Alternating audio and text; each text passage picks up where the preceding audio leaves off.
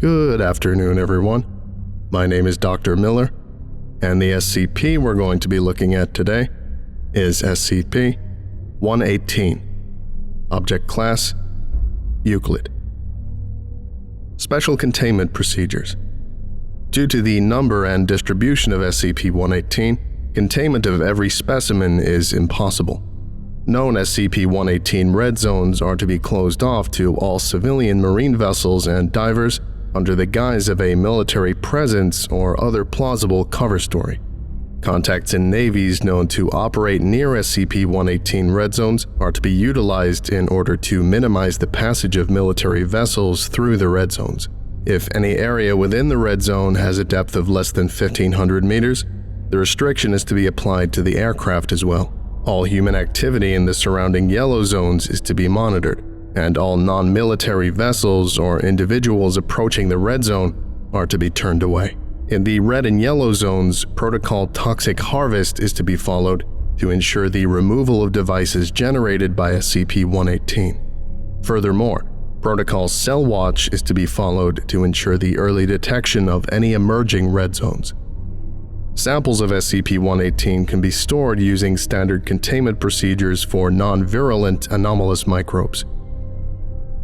Description: SCP-118 is a species of ocean-dwelling protista that is capable of assembling functional, self-initiating nuclear devices from materials present in ocean water.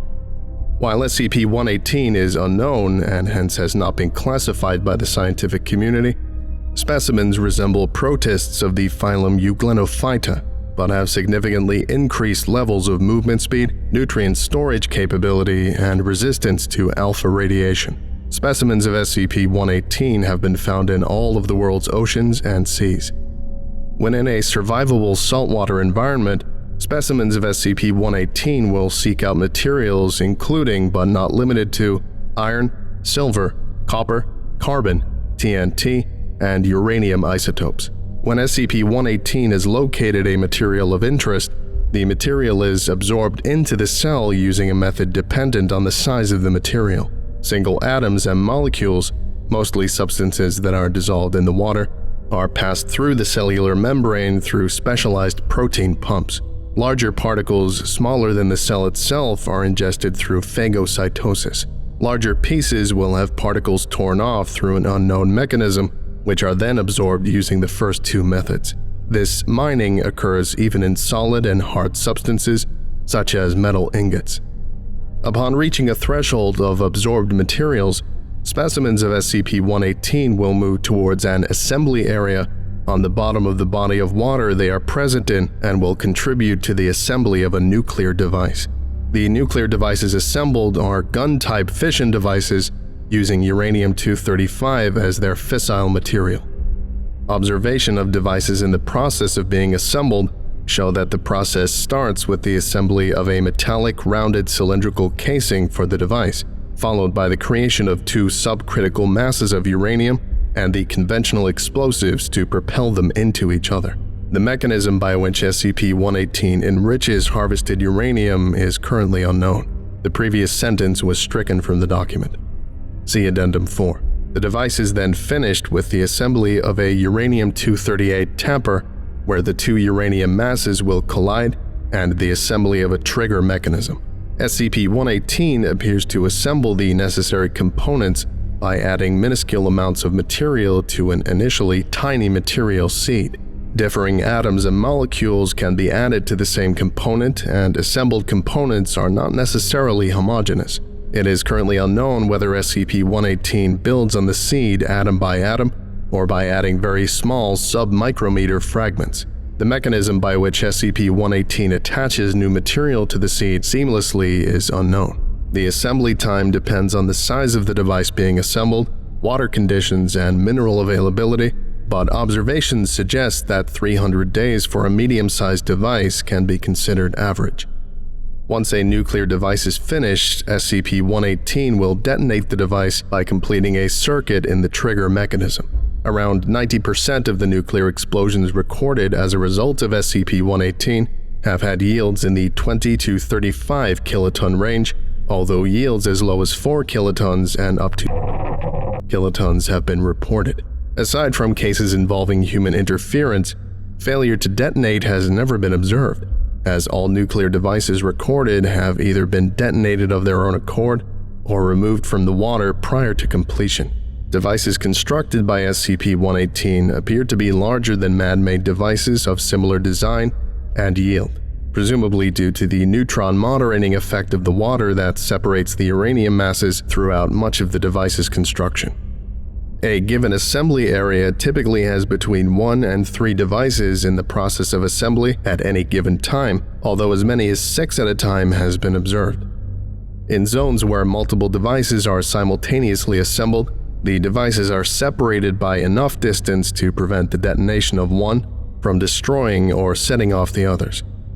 While the Foundation is unable to prevent civilians and other organizations from obtaining samples of SCP-118, its superficial similarity to existing species, few numbers relative to all oceanic Protista, lack of anomalous behavior outside material-rich bodies of water, and the Foundation's standard monitoring of scientific studies at risk of uncovering information about anomalous biological species ensures that the chance of SCP-118's true nature being determined through cell samples is minimal. There are currently 6 different active SCP-118 assembly areas known to the Foundation. While the natural disappearance of an assembly area has been observed, the current consensus among researchers assigned to SCP-118 is that the elimination of assembly areas without massively noticeable effects is currently unfeasible. See Experiment Log 118, Gamma for details. Thus, containment is to be established at SCP-118's assembly areas to be designated red zones and surrounding yellow zones. Furthermore, areas with elevated concentrations of SCP-118, zones of interest, are to be monitored for signs of assembly areas. List of containment zones. Level 4 clearance required. Red zones. RZ-1. Location: Mid-Atlantic. Coordinates: redacted. Zone Commander: Captain Romanov. Note: USS incident occurred kilometers outside this red zone. RZ-2. Location: North Pacific. Coordinates redacted. Zone Commander: Captain Chambers. RZ-4. Location: South Pacific. Coordinates redacted. Zone Commander: Captain Knapp. RZ-5. Location: Indian Ocean. Coordinates redacted. Zone Commander: Captain Wayne. Note: proximity to shipping lanes reduces tolerance for nuclear explosions. RZ-6. Location: North Atlantic. Coordinates redacted. Zone Commander: Captain Fazil. Note: proximity to US SOS-US hydrophones reduces tolerance for nuclear explosions. RZ-7. Location redacted. Coordinates redacted. Zone Commander: Captain. Note: red zone lies within city limits. This, combined with the shallow average depth of red zone, the heavy shipping traffic in the area, the ongoing tensions between and a nuclear power, and the presence of Foundation personnel and facilities in the city makes a nuclear detonation in this red zone unacceptable. In addition, heavy ship traffic through the area and heavy air traffic above the city make restricting access for any long period of time impractical. Zones of Interest. ZOI. ZOI-1. SCP-118 levels increasing around 0.5% per year. Zone of Interest area growing approximately 0.3% per year. ZOI-3. Zone of Interest covers approximately 20 oil wells. SCP-118 levels and Zone of Interest size currently stable. Former zones. FZ. FZ-RZ-3. Formerly Red Zone 3. Last device assembled in 1992. SCP-118 levels dropped to average oceanic values in 2000. FZ-ZOI-2. Formerly Zone of Interest 2. SCP-118 levels dropped to average oceanic values in 1986. Addendum 118-1. Following the USS incident, the exclusion radius used when drawing red zones had been increased. Containment Protocol Toxic Harvest has been updated. Addendum 118-2. With the signing of the Partial Test Ban Treaty and growing number and capability of nuclear detonation detection methods in use, the consequences of nuclear detonations caused by SCP-118 have increased. Containment protocols have been revised in light of these facts. Addendum 118-3. Due to the significant cost of containing SCP-118 Red Zones, the O5 Council has requested trials on possible methods to eliminate SCP-118 assembly areas. Red Zone Eradication Trials. Summary. Introduction. Researchers with access to the files on SCP-118 are allowed to submit proposals to eradicate an SCP-118 assembly area with acceptable levels of collateral damage. The ones approved by Toxic Harvest Command and the O5 Council will be carried out. Trials are to be performed in Red Zone. Proposal. Sterilization of unfinished nuclear device and immediate surroundings using an ultraviolet light emitter. Approval. Approved. Result: area around unfinished warhead initially free of microorganisms. However, SCP-118 concentration returned to normal levels within an hour. Non-sustained sterilization of sites seems ineffectual. Any method we come up with will have to keep the red zone, or at least the sea floor of it, free of SCP-118 for an extended period of time. Dr. Brandt. Proposal: sodium hypochlorite pumped to ocean floor. Approval. Denied. Result: non-applicable. The chemicals will disperse too much to be effective. Any amount sufficient to reduce SCP-118's numbers will cause massive ecological damage. Dr. Klaus. Proposal: depth charge bombardment of ocean floor to break up under-assembly devices. Approval. Denied. Result: non-applicable. Aside from the fact that this would break our naval budget, the chances of triggering the conventional explosive in the devices and causing a fizzle is too high. It would also make our activities even more detectable with hydrophones. Dr. Klaus. Proposal: sweeping of ocean using a Cobalt-60 powered directional gamma ray emitter. Approval. Approved. Result: while procedure resulted in the sterilization of swept area, procedure was far too slow to sterilize entire red zone before specimens returned. Keeping entire red zone sterile would require impractical numbers of emitters and vessels. While it's a shame the device cannot get rid of the red zones for us, I think it can be of use to our device recovery teams. The gamma rays can sterilize the devices we recover to prevent undesired detonations during the recovery of almost complete devices. The gamma rays can also penetrate into areas where our current chemical and ultraviolet sterilization methods can't reach. Captain Thompson, Red Zone 3 Zone Commander. Proposal: a plastic membrane to block access to ocean floor at Red Zone. Approval: proof of concept on one under-assembly warhead approved. Result: first attempt was unable to acquire a watertight seal around warhead. Membrane in second attempt was too fragile for ocean conditions and was torn off its moors. Third membrane, manufactured using thicker and sturdier design, had hundreds of micro tears ripped in it within hours, possibly due to SCP-118's mining action. Not surprising, considering that SCP-118 has been known to wear through casings of old artillery shells to harvest the explosives within. We had hoped that cutting off the assembly area would work better than cutting off the raw materials. Dr. Klaus. Proposal: compound pumped to ocean floor. Note: proposed by Dr. Former researcher for SCP-118, currently working at Bioresearch Site, Chemical Research Division. Tests confirm that compound is lethal to SCP-118, remains concentrated at bottom of water, and degrades into relatively harmless chemicals in water over a period of 15 hours. Approval: approved. Result: over 1 week, SCP-118 concentrations on ocean floor fell to 3% of previous levels. No signs of progress observed on 2 known uncompleted nuclear devices in Red Zone. However, 100 days after the start of the experiment, an under-assembly nuclear device was detected 60 kilometers north of the Red Zone.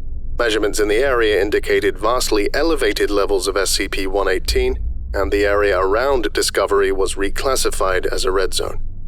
Furthermore, the unexpected breakdown of compound by certain species of oceanic bacteria resulted in toxic byproducts that caused a noticeable die-off of fish in treated zone. Upon stoppage of experiment, Red Zone was observed to gradually migrate back to former location. It seems that making a Red Zone non-viable served only to move SCP-118's assembly areas to a new location. Nevertheless, perhaps if we can improve compound or find a new one whose application is more subtle, we can move Red Zones into areas away from areas of human habitation or commercial activity. Dr. Proposal: use of SCP via approval denied. Result: non-applicable. SCP has classified properties that preclude its use in such a manner. 055. Conclusion: due to increased media attention to areas around Red Zone, due to aftermath of the application of compound, and the lack of proposals without high risks of substantial collateral damage, testing in Red Zone has been suspended. Addendum 118-4. Level 4 clearance required.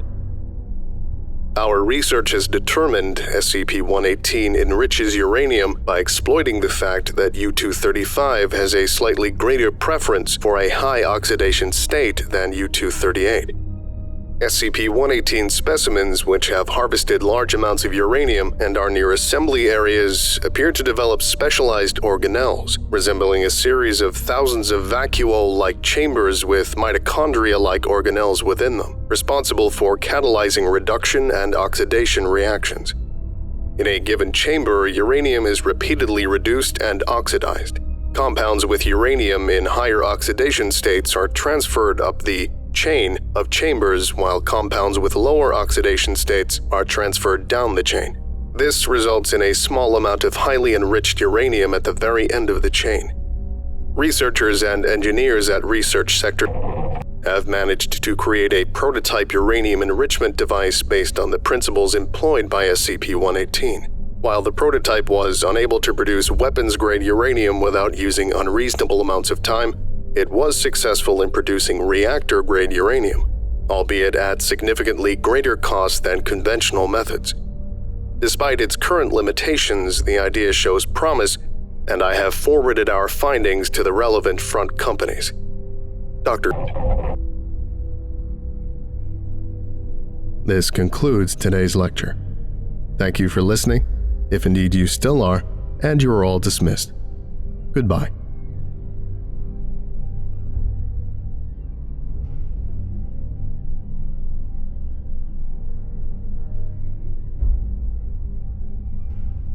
I would like to give a special thank you to Zargaran, O Crap Guy, Rowan O'Brien, James Saba, Lost Boy, Segnar, Your Local Foundation Agent, Zazapan, Cupster, Dean Dingus, Braided Peach, Sotto Voce, Oscuro Vision, Simon the Skink, Grimnir, Extra Moments 123, Wiz, and Swift Raw. If you would like a special thank you at the end of each of my videos, and some other cool stuff as well, visit patreon.com/TheVolgun. Thank you.